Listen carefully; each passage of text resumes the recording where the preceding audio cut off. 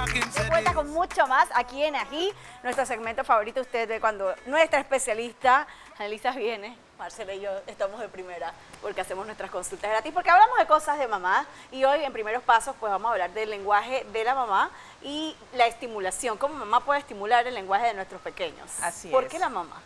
La mamá tiene una conexión especial con los bebés, con el bebé que traiga, porque eso es un cuerpo que ha estado adentro de su cuerpo por 9 meses o menos, dependiendo de cuáles son las circunstancias.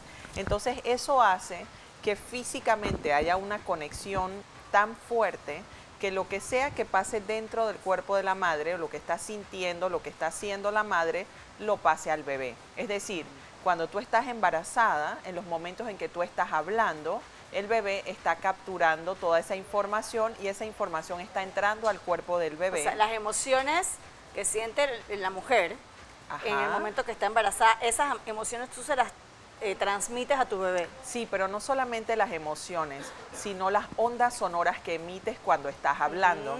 Okay. Por eso es que se recomienda mucho que escuches música cuando estás embarazada, que sea música tranquila, música clásica, porque entonces de esa manera estimulas ese cerebro de una forma diferente, así tienes una música alta, que es estridente, que tiene un ruido muy fuerte, porque sin querer puedes lastimar al bebé. Entonces, hay unos estudios muy interesantes que muestran cómo esas ondas sonoras que genera la madre con las palabras que dicen impactan celularmente a ese bebé y por lo tanto cuando ese bebé nace, la reacción que tiene a esos sonidos que emite la madre están completamente sintonizados. Están conectados, lo que significa entonces que las palabras tienen poder. Las palabras tienen poder y las palabras de las personas que están alrededor de un bebé entran adentro del cuerpo del bebé, entran adentro del cerebro del bebé y se instalan allá adentro, en los lugares más profundos y recónditos del cerebro, que después pueden estar tapados por otras cosas, pero que finalmente llega un momento en la vida donde se destapan y salen a la luz. Claro, así como, bueno, obviamente tienen una conexión nerviosa con el niño que está dentro de ti y cuando tienes malas emociones, crisis nerviosas y todo lo demás, pues el niño obviamente va a sentir un poco de eso, aunque no lo entienda, pues, y tenemos a veces niños, pues, con ciertos problemas. Quiero preguntarte, ¿qué recomendaciones darías tú para cuando, por ejemplo, hay muchas madres que pasan por la conocida crisis, depresión postparto? Sí. Y ya una vez pues que el niño está fuera del vientre, también pasamos esas emociones a nuestros hijos. Los niños desde muy chiquitos empiezan a reconocer sonidos. ¿Cuáles son tus recomendaciones para controlar un poco esos momentos de caos que tienen las mamás a veces? Algo que ayuda mucho es que la mamá pueda decir en voz alta, si lo puede escuchar el bebé mejor, pero aunque no esté presente el bebé, que pueda decir, esto es algo que me está pasando a mí, no es algo que tiene que ver contigo, ¿sí? Es algo que está pasando en mi cuerpo.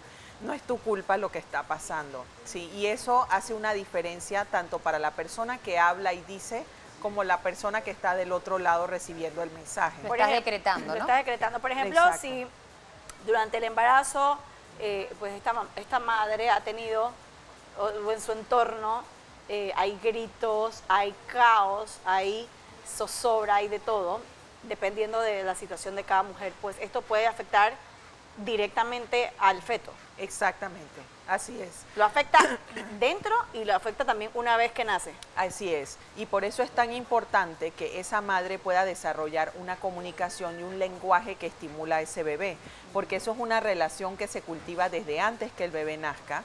Entonces es importante que la madre le hable a la barriga, no solo que el papá le hable al bebé, que es lo que típicamente vemos como en una fotografía, sino que la misma madre le hable al bebé y así cuando el bebé nace ya hay una conexión de comunicación verbal establecida y es un hábito para la madre. A veces nosotros vemos algunas familias que piensan que porque los bebés son bebés y no solo lloran, no entienden, pero en realidad cuando llega el momento de poder verbalizar y de hablar usando palabras, los niños no tienen nada que decir porque no han escuchado nada.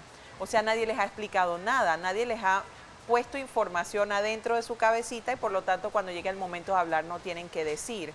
Entonces es importante que la madre desarrolle ese hábito de conversarle al bebé, aunque el bebé todavía no hable, Y posteriormente, cuando ya el bebé nace y el bebé tiene un par de meses, es importante que se haga mucha conversación haciendo contacto visual. Cuando hay un bebé que tiene alguna dificultad de tipo neurológico, lo primero que va a detectar la madre es que el contacto visual no ocurre como debía ocurrir. Entonces la madre se acerca a pedir ayuda, le avisa al pediatra, busca un neurólogo pediatra, va con un psicólogo clínico. O sea, la persona se empieza a movilizar porque detecta que hay algo que no está adecuado en el proceso. Es increíble que a través del lenguaje pues puedas notar cosas que de repente con el tiempo se hacen evidentes, como es el caso de una condición. Y de hecho una de las primeras cosas que yo noté en mi hijo Rocco fue precisamente eso, pues que yo le hablaba. Al principio sí miraba, pero hubo un momento en que ya no hacía contacto visual. Yo pensaba que había un problema de auditivo. Pese a que se le había hecho los evocados auditivos y todas estas cosas habían salido bien. Yo decía, pero entonces algo pasa aquí que no nos explican y que no sabes hasta que ya te ves metido en esa situación. Entonces sí, ese contacto visual, ese lenguaje, es importante hablarle al bebé, hablarle desde la barriga. Yo cuando estaba embarazada parecía una loca, porque yo iba en el carro, siempre. Ya hablaba y cantaba, o sea, de verdad, porque sí había leído de estos temas, ¿no? Sí. Mucha gente piensa que, como lo has dicho, como el bebé es chiquitito, o el niño chiquito no entiende, no entiende que la gente está gritando, o no entiende que hay violencia alrededor. Ellos están captando absolutamente todo. No importa lo que hables, porque en realidad él no sabe de qué estamos hablando. Y fíjate, si estás con un niño que tiene algún diagnóstico, autismo, algún trastorno del desarrollo, trastornos del lenguaje, epilepsia, alguna situación donde el niño no tiene lenguaje verbal, la primera recomendación que hacemos para esas familias es que le hables al niño y le expliques todo. Y cuando decimos explicarles todo, es por ejemplo decirle, nos vamos a subir al carro y ahora que te sientas, entonces te vas a poner el cinturón de seguridad. Y cuando lo subes al carro le dices, estamos abriendo la puerta, al niño siéntate en la silla, ponte el cinturón, vamos a ir al supermercado, mira lo que vamos a comprar. ¿Tú qué quieres comprar? Compramos manzanas, compramos peras.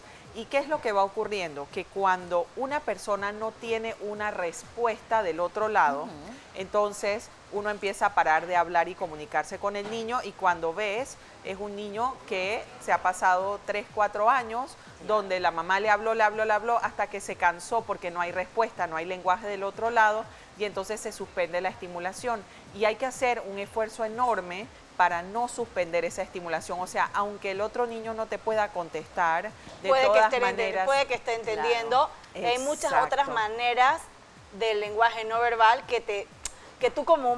Nosotros tenemos lenguaje verbal, lenguaje no verbal. Hay gestos, hay miradas, hay cosas que realiza, en este caso vamos a ver a un niño que no puede hablar o que obviamente por una condición no puede hablar, pero que él te manifiesta de alguna u otra forma que se está comunicando y que sí te está entendiendo. Exacto. Sí, permítame decirte algo, hay mucha gente, por ejemplo, yo tuve la suerte de que Elia Camil hablaba desde muy bebé, tenía 10 meses y ya decía más de 4 cosas que a veces niños de casi 2 años no hacen. Claro, cada niño tiene una velocidad de aprendizaje y eso hay que respetarlo, no hay que presionar a los niños. Pero yo creo que la clave de que un niño hable mucho para esos papás primerizos que preguntan, ¿y cómo hago que mi hijo casi no habla? Es precisamente lo que estamos hoy día compartiendo en la mesa, lo que decía Erika Nota, conversarle al niño siempre. Exacto. Volverse un monólogo. Sí. Pero el niño va a recibir de cierto modo esa estimulación. Así es. Y fíjense que hay muchas personas que le hablan en chiquito a los niños. La cucharita, el platito, y eso es muy tierno y es muy delicado. Pero no es bueno hablarles así todo el tiempo, porque lo que pasa es que cuando salen al mundo externo, cuando van a la escuelita, la maestra no les habla de esa manera y entonces al niño le cuesta comprender qué es lo que le están diciendo, porque está acostumbrado a que le hablen de otra manera. Y lo otro que ocurre mucho es que hay niños que entonces se quedan hablando así en chiquito y tienen 7 años y todavía no han podido hacer la corrección de que, bueno, cuando estoy con mi abuelita, con mi mamá, mi papá, entonces puedo hablar así de consentido, pero cuando estoy en otros ambientes eso no es adecuado. Entonces es importante que le puedas hablar al niño bien, usando las palabras correctas, con las entonaciones correctas, con la pronunciación correcta. Cuando el niño, por ejemplo, no tiene nada que ver con el tema, pero tiene y no tiene, cuando viene a hablar y te habla bien, ¿cómo es la manera de corregirlo? Mira, dependiendo de qué está pasando y qué te está comunicando, porque a lo mejor lo que te está pidiendo es que lo consientas y esa es su forma de hacértelo saber. Entonces lo que es bueno es que le puedas decir en voz alta, ay, ¿quieres que te consienta? Me puedes decir, mamá, consiénteme un poco, ¿sí? Para que sepas de qué otra manera te lo puede comunicar. Pero si el niño está haciendo eso porque está haciendo como drama Claro. o algo que no debería hacer, Exacto. entonces en ese momento es bueno que le puedas corregir y decirle, en este momento me debes hablar bien, no es un momento para consentirte, está pasando algo ok. y entonces lo ¿Cómo puedes le dirías manejar a una diferente. persona A de una tu persona, edad? exacto, Okay. así es. Ajá. Y hay otro detalle con respecto al lenguaje que es fundamental y nosotros en psicología, cuando estudiamos los procesos de lectoescritura, lo leemos siempre en los libros y cuando uno llega a la vida real y se da cuenta que es completamente cierto, se sorprende. Resulta ser que uno escribe según como uno habla, no según como uno escucha. Entonces, wow, no sabía eso. sí, resulta ser que si tú tienes un niño que no pronuncia bien las palabras, cuando llega el momento en que le hacen dictados en la escuela, el niño entonces no puede escribir las palabras correctamente porque no las pronuncia bien.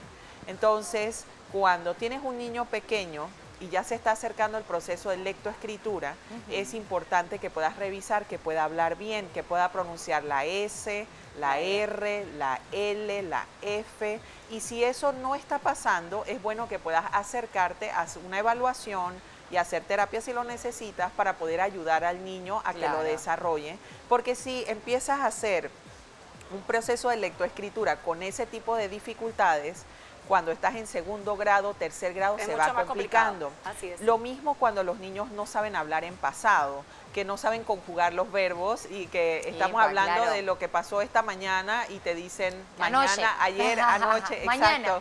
Así es, cuando llega el momento de la lectura comprensiva, entonces la historia dice, la niña se fue al parque ayer y entonces recogió unas flores y cuando llega la pregunta en el examen, si no sabe los tiempos, entonces no contesta con los verbos adecuadamente. Y son pequeños detalles del proceso del lenguaje que se van armando y formando hasta que uno tiene 6 años, pero que ya cuando empieza la lectoescritura, si no está completo el proceso, entonces empiezas a tener dificultades académicas. Si pasa que de adulto, cuando usted va a aprender otro idioma, aplica la gramática según usted la entiende. Imagínate un niño que apenas va a empezar a aplicar lo único que sabe, pues a su proceso, como tú dices, de lectoescritura. Exacto. Otra pregunta, los niños, ¿ya terminamos? Sí, ya terminamos. Terminamos, señor productor. No ha dicho Así que nada. tenemos que ir a corte comercial, pero muy interesante, la verdad.